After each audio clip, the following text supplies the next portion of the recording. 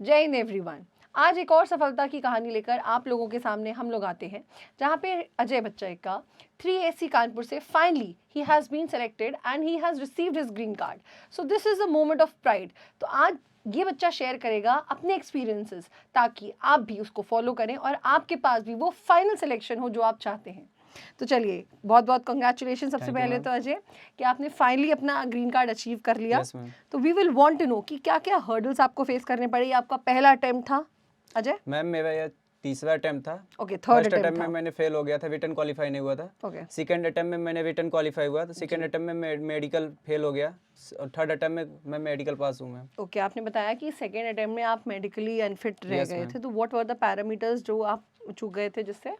Ma'am वहाँ पर मैंने फाइनली 4 पॉइंट की वजह से मैंने मेडिकल आउट हुआ था। फर्स्ट पॉइंट CVS रिव्यू था, सेकंड पॉइंट ECG था, DNS था, डिजिटल एंड ट्यूमर था।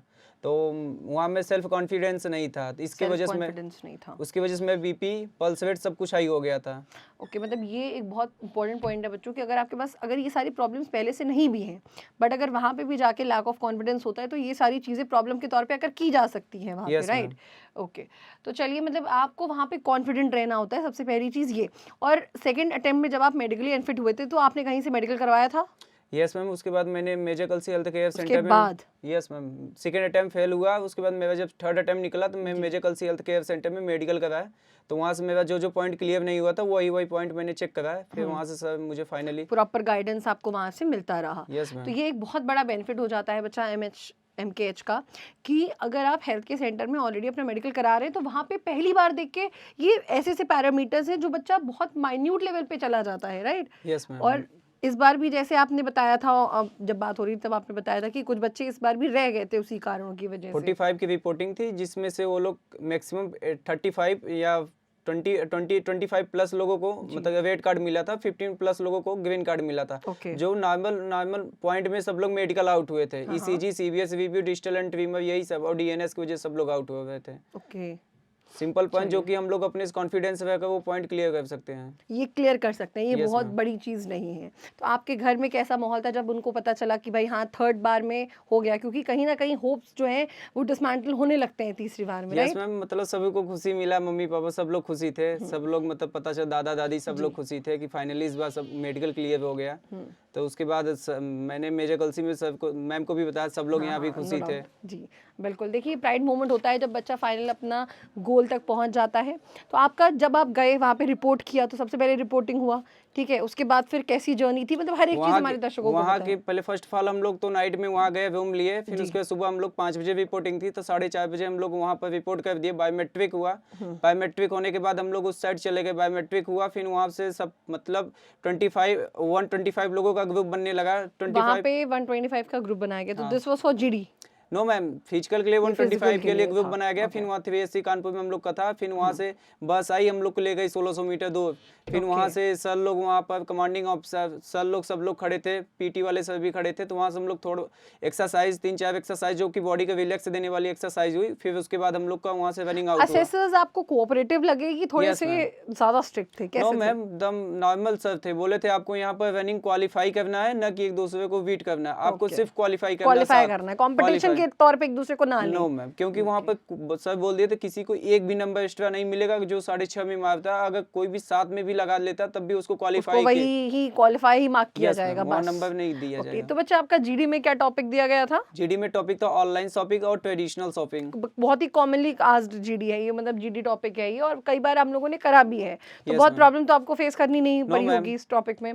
सो आप मतलब उन्होंने क्या ब्रीफिंग के लिए या इंट्रोडक्शन वगैरह के लिए 1 मिनट प्रॉपर दिया था कुछ? मैम वहाँ तो PYQ फॉर्म सर ले लिए थे, बोले थे इंट्रोडक्शन किसी को नहीं देना है। इंट्रोडक्शन का मेरे पास इंट्रोडक्शन मिस था यहाँ पे। देखिए हर सेंटर का ना अपना अलग क्राइटेरिया होता है पूछने का, इसीलिए पहले से बच्चों को एक बार एक माइंडसेट दे दिया जाता है कि बिल्कुल ये ट्रेडिशनल तरीके से मत समझो कि 1 मिनट में आपको इंट्रोडक्शन भी देना है, ब्रीफिंग भी करनी है। वहाँ पे अपना एक तरीका होता है जिसको आपको बस सुनना होता है और मानना होता है, फॉलो करना होता है, राइट? Yes ma'am. तो 1 मिनट में क्या करना था? 1 मिनट में सर हम लोग का पीवाईक्यू फॉर्म से मतलब जो भी हैबिट थी, पापा मतलब तुम्हारा क्या एजुकेशन है, वहाँ तक एजुकेशन है, फैमिली बैकग्राउंड जो भी था, तो उसके विषय में सब मतलब 10-10 मिनट सब बंदे से क्वेश्चन पूछे, सभी कैंडिडेट से। आपने हॉबी क्या लिखी हॉबी थी? तो मैंने क्रिकेट तो उसके बेसिस पे क्वेश्चंस थे? यस मैम, उसके बेसिस पे सबने क्वेश्चन पूछा था, तो मैंने वहाँ पे मतलब रिप्लाई सबका मैंने जो भी बंदे अच्छे से रिप्लाई दे रहे थे तो उनको सबने बोला था गुड। पीवाईक्यू फॉर्म भी अच्छे से भरना है सबको, क्योंकि पीवाईक्यू फॉर्म में इंपॉर्टेंट कोई भी चीज गलत नहीं भरना, जो मुझे नॉलेज ना हो तो उसको चीज उसमें गलत नहीं डालना पीवाईक्यू फॉर्म में। चलिए बहुत बढ़िया।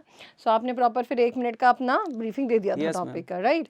इंट्रोडक्शन अलाउड नहीं था, तो सभी को वहाँ पर पहले सबको खड़े होकर इंट्रोडक्शन एक मिनट में सबको एक बार सबको अपना देना था। तो हम लोग जीडी का एक मिनट में हम लोग टॉपिक को इनिशिएट कर दिए। उसके बाद 20 मिनट सबका कंप्लीट हो गया, फिर जीडी स्टार्ट हुआ। जीडी में सर लोग दो ग्रुप बनवा दिए। फीस मार्केटिंग 20 लोग में बहुत ज्यादा होने लगा, तो सर ने 2 ग्रुप बनवा दिए। तो मैंने एक बार बस अटेम्प्ट किया था, मेरा एक जो पहला अटेम्प्ट था 2-1.5 मिनट के करीब हो गया, तो उसके बाद सर ने बोला तुमको नहीं बोलना है। अच्छा, ऐसे ने खुद ही आपको रोक दिया था? ये बात अच्छा ऑलरेडी बताई भी थी हमने जब आप जीडी वगैरह कर रहे थे नीचे, तब ये बात मेंशन की थी। अगर सर ने आपको बोल दिया कि अब आपको नहीं बोलना, that means he is satisfied, तो आपको फिर उसको डिसरिस्पेक्ट करके खुद से इनिशिएट दोबारा नहीं करना होता है, राइट? मैंने जीडी में भी इंटरप्ट किया, सर ने बोला अगर अगली बार इंटरप्ट हुआ तो तुम्हारा मार्क्स काट लिया जाएगा, तुम डिस्क्वालीफाई हो सकते हो। देखिए ये होता है डिसरिस्पेक्ट करना उनकी बात को, जो वो ऑर्डर्स दे रहे हैं उस बात को आपको बहुत ध्यान देके ही सुनना होता है ultimately, because they understand that कि ऑर्डर्स आर इंपॉर्टेंट, और अगर आप अभी डिसरिस्पेक्ट कर रहे हैं तो बाद में आप और ज्यादा करोगे।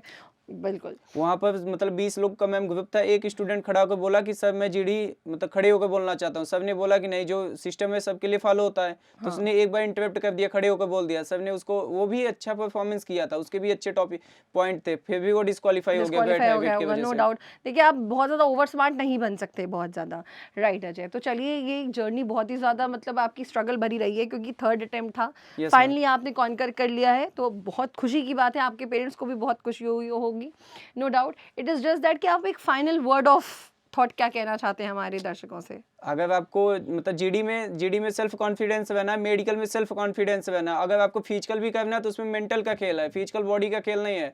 फिजिकल में आपको 800 मीटर के बाद अब खुद ही बॉडी पेन होने लगती है, तो वहाँ आपको मेंटल समझाना पड़ेगा अपने माइंड को कि नहीं मुझे दौड़ना है आगे। तो मेंटल सब कुछ फिजिकल मेंटल का ही गेम है। तो हम लोग तो जीडी मेजर कलसिम से किए थे, तो यहाँ पर अगर कोई भी बंदा आता एडमिशन लेता तो सेव सिलेक्शन का गारंटी होती है। इट इज कंडीशनल दैट आप मेहनत करने के लिए तैयार हैं। यस मैम, बस कंडीशन हमेशा वही रहती है। आपको यहाँ सिस्टम पे सब कुछ सिस्टम को जैसे बताया जाएगा वही सिस्टम फॉलो करना है, आपको सिलेक्शन फिक्स है। ओरिजिनली आप कहाँ से हैं? मैम भदोही से हूँ। भदोही से। बहुत सारे बच्चे थे उधर भदोही से, और काफ़ी अवेयर भी हैं बच्चे कि उन्हें पता है कि भाई फाइनल में सिलेक्शन के लिए कहाँ जाना है। चलिए बहुत बढ़िया Ajay, it was nice meeting you. Okay ma'am, thank you. जय हिंद बच्चों। जय हिंद।